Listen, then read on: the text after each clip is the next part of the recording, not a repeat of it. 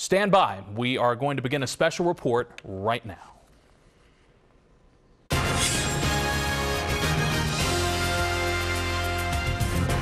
We do have breaking news right now. The verdict in the Jerry Sandusky trial is in. The former Penn State assistant football coach. We have just gotten word out of Bellefonte Center County. Let's turn to our Ben Simoneau. He is outside the courthouse now. Ben, what's the word?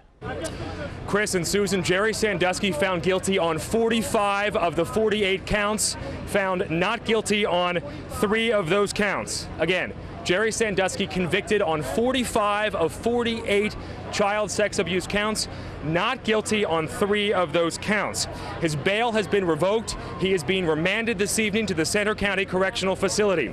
We expect him to be taken shortly out the back door of the Center County Courthouse. A sheriff's car has been waiting there for him for the last 2 days as the jury has deliberated. Again, Jerry Sandusky found guilty on 45 criminal counts, not guilty on 3. Now, let's go through this case. Let's back up a little bit. There were 10 young boys that prosecutors alleged Jerry Sandusky abused over a 15-year period. I'm going to try to walk through a number of these as we can as relates to the various alleged victims.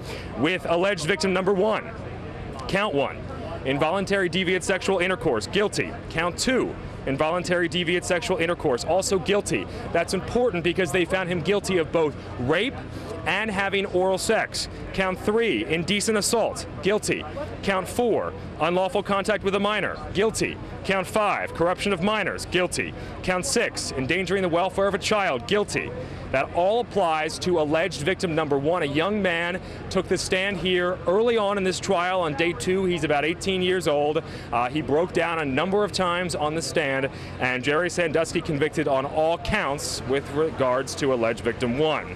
Now we go to victim 2, not guilty of involuntary deviant sexual intercourse. That is interesting because that is the Mike McQueary case. Remember, Mike McQueary is the former Penn State football grad assistant who said that he saw Jerry Sandusky in the showers of Penn State's Lasch football building, and he believed that Jerry Sandusky was raping an 8 to 10 or perhaps 12-year-old boy in those showers.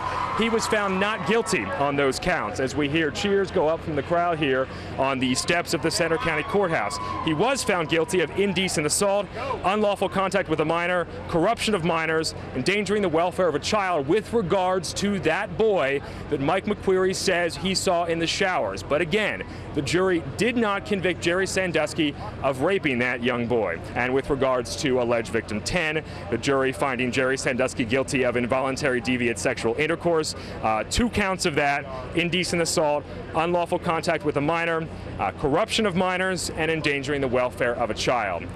I would like to bring in my colleague, if we can, reporter Oren Lieberman, who was inside the courtroom as that verdict was read. He's just joining us, fresh from running down the steps. Oren, what happened inside? Ben, the most interesting part of what happened inside was all, of course, about Jerry Sandusky and his reaction to the verdict. He was in the courtroom for all of about 15 minutes. He was brought in fairly late at about 9:50, 5 minutes after Dottie Sandusky walked in. And then he was only there at 10:07, by which point he'd been convicted on 45 of 48 counts, and he was taken out. As those guilty counts were read, one by one, going down the list, victim by victim, he stood silently. For the most part, it looked like his eyes were closed. He had his hands in his pockets, a brown blazer on. He looked generally at the jury, but again, his eyes were closed. Occasionally, he looked down in front of him or down into the side, but for the most part, standing silently. And all the time he was in the courtroom, he didn't say a word. Flanking him on his right was his attorney, Joe Amendola. On his left was Carl Rominger, who kept track of the counts of those guilty verdicts, and just a few feet away, the prosecution, Joe Magedic and Frank Fina, also tracking all of those guilty verdicts. Ben? What was the environment like in there? Sitting right in front of me, I might add, was victim 6 with his family. They were hugging and holding each other, waiting. As the verdicts were read one by one, and it started with victim 1, so it took 10 to 20 counts for them until they got to victim 6, maybe even more. They sat quietly, realizing the guilty counts were coming, but there was more ahead. They had to get to victim 6. When they read victim 6 is guilty, that it was Sandusky was guilty of the sexual abuse against victim 6, the entire family started to cry. Wow. A lot of emotion right in front of me, and a lot of emotion in the courtroom as this was all going down. Let's keep talking about that, though, for a second. We were discussing the Mike McQueary charge, the jury deciding to acquit Jerry Sandusky of rape in that instance. We knew that was one of the big questions coming into the trial. That was where there was no victim. and no direct evidence there, so they were really relying on how credible Mike McQueary was. And he pointed out he didn't see anything that officially qualified as rape. He said that over and over again. He said what he believed. The jury there found that he was not guilty, that Jerry Sandusky was not guilty of raping the boy, but other than that, believed, at least as we found out, everything else Mike McQueary said. And we are monitoring the podium here. We are expecting Pennsylvania Attorney General Linda Kelly, lead prosecutor on this case Joe Magedigan, possibly Frank Fina, also possibly defense attorney Joe Amendola at some point to come to that podium. And of course, guys, we'll bring that to you. Let's go back to Chris and Susan in the studio in Philadelphia. Live once again outside the Center County Courthouse, where a jury tonight has convicted Jerry Sandusky on 45 of 48 sexual abuse counts against him. Our Oren Lieberman was in court. He said Sandusky had almost no reaction. He simply leaned his head back and closed his eyes. He was removed from the courtroom and taken in handcuffs to Center County Prison.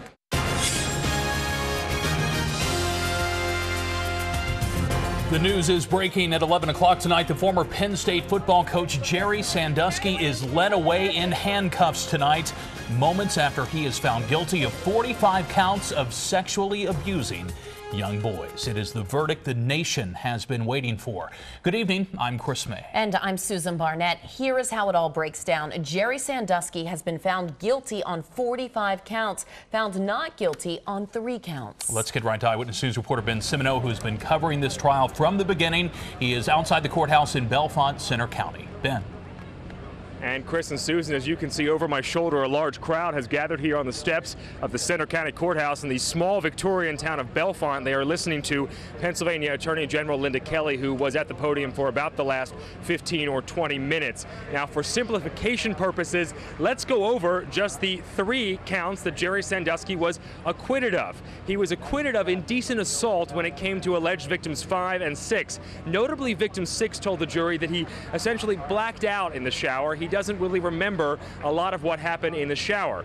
So the jury choosing to acquit him on those 2 charges. Jerry Sandusky also acquitted on involuntary deviant sexual intercourse, or in layman's terms, rape, of alleged victim number 2. And that victim was never identified, still unknown to this day, but you might know that case because it's the case that involves Mike McQueary. He's the former Penn State football grad assistant who claimed he saw Jerry Sandusky doing something with a boy in the showers of Penn State's football building back in February 2001. A lot of questions remain, though, about what exactly he saw. Did he see enough for rape? And the jury said no. Now let's go to some video of Jerry Sandusky being escorted out of the courthouse by sheriff's deputies in handcuffs. His bail has been remanded. His house arrest has been revoked. Jerry Sandusky tonight is on his way, if he's not already there, at the Center County Correctional Facility, which is just outside Bellefonte here along Interstate 99. Now, a number of folks have spoken at the podium here in front of the Center County Courthouse. Among them, defense attorney Joe Amendola, who talked a lot about how this case was put together, what went into it. He praised the prosecution, praised the judge, but he said the defense will appeal. They have some legal issues, they think, to base an appeal on. Here's Joe Amendola. We had a tidal wave of public opinion against Jerry Sandusky and the charges filed against him, that he had been determined to be guilty by the public and the media from the very outset of the charges, and that we had an uphill battle. I used the analogy that we were attempting to climb Mount Everest from the bottom of the mountain. Well, obviously, we didn't make it. These men and women, along with many other agents, troopers, investigators, attorneys, and other staff of the Attorney General's Office of Pennsylvania and the Pennsylvania State Police, have worked tirelessly for the last few years to bring these charges to light, to bring this case to court, and to see the day that this defendant, a serial child predator who committed horrific acts upon his victims, causing lifelong and life-changing consequences for all of them, has been held accountable for his crimes. And that was Pennsylvania Attorney General Linda Kelly, who was cheered here on the lawn of the Centre County Courthouse a number of times. In fact, cheers went up from this crowd when the verdict here was read, guilty on 45 of 48 criminal counts. The Attorney General handed this investigation essentially midstream. It actually began about 3 years ago under now Pennsylvania Governor Tom Corbett when he was the Attorney General. Now, earlier, just a couple of moments ago, I had the opportunity to speak exclusively with defense co-counsel Carl Rominger. I asked him about a number of issues, including that appeal, and he says they will appeal. Here's Carl Rominger. We were given a lot of time to prepare. We were given thousands and thousands of documents. We sorted through hours and hours of tapes and found that secret police recording where the police didn't realize they were recording themselves. We brought that forward. We believe, since we just found everything and we were just still actually preparing as we started the trial, given more time, we think we would have had a better result. And I'll let you go after this question, but I heard Joe say you're going to appeal. What do you plan to base that on? Quite a few issues. There were a lot of technical legal issues, but most importantly, for instance, accuser number 8. Also, the closing by Mr. McGettigan allowed for certain arguments about Jerry not basically coming forward or speaking. That's classic error, and we believe that's preserved. That may be our strongest issue for appeal.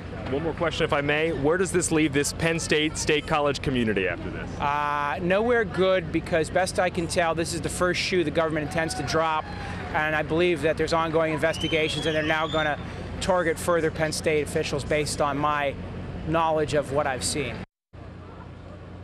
And about 10 minutes or so after Jerry Sandusky was led out the back door of the Centre County Courthouse in handcuffs, his wife Dottie walked out that same door. She went over to hug somebody and then got in a car and headed back to her home outside State College without her husband of about 40-some years, Jerry Sandusky. Jerry Sandusky stood there with his hands in his pockets. For the most part, his eyes were closed. There was certainly a tension in there, an electricity, as they built up to that moment where the jury read off count 1, guilty. As they read through all of the counts, all 48 of them, Jerry Sandusky stood quietly, not saying a word. Most of the time, his eyes closed, his head pointed towards the jury or pointed down, as all of those guilty verdicts, 45 in total, were read off, as well as those 3 not guilty verdicts. Again, Joe Amendola stood to his right, Carl Rominger to his left. A short distance away, not even 10 or 15 feet, the prosecutor stood, Joe McGettigan. They all sat there keeping track of the charges, writing them down as they came. Jerry Sandusky not saying a single word the entire time. I am joined live now by Pennsylvania Attorney General Linda Kelly. Ma'am, thank you for your time tonight. You're very welcome. This case in so many ways has ravaged the Commonwealth, ravaged families, the Penn State community, the families of the victims most notably. What's your message to the people of Pennsylvania tonight? My message is that justice has been served by the verdict that this jury here in Bellefonte, Pennsylvania returned. Let's go back to Eyewitness News reporter Ben Cimino. And Chris, I'm joined by defense attorney Joe Amendola. Joe, a lot of folks probably on their mind tonight this question. You've said time and again there was a mountain of evidence facing you. Why no plea deal? Because Jerry Sandusky always maintained his innocence and always indicated he wanted to testify at his trial, and he wanted to tell the world his side to these allegations. Talk about the Matt Sandusky element in this. You mentioned at the podium that played a big role in Jerry and your decision not to put him on the stand. What happened there? Well, late last Thursday afternoon, a week ago, the Commonwealth indicated to us in the court that it was not ready to close its case because it had some new information it just received. Later that night, I received a call from the Commonwealth attorney indicating Matt Sandusky had talked with them and indicated that Jerry had abused him. Now, that was a crusher and a tremendous surprise because Matt was listed as one of our key witnesses. Matt had testified before a grand jury in this case that he was never abused by his dad, even though he was grilled on that issue by the Commonwealth attorney during his testimony. He, in fact, came back to State College, retained private counsel, and wanted to issue a press release essentially admonishing the Commonwealth for insisting that he turn evidence against his dad when he said his dad had not abused him. The Commonwealth agreed, not Thursday night, but the next day, that they would not call Matt in their case in chief. However, they reserved the right to call him in rebuttal. That having been said, there was no way we determined could we put Jerry on the stand without then allowing the Commonwealth to call Matt Sandusky, which we thought would be catastrophic, even though we had a defense to his allegations. His 5 siblings and his mother, Dottie, were all prepared to testify against him and say he was lying. 2 questions on that. Why do you think he came forward when he did, and what was the family's reaction? The family was shocked. His brothers, his sister, his mom, his dad were shocked by it. Motivation, mom and dad and the brothers and sister tell me he has financial issues, but he also has mental health issues.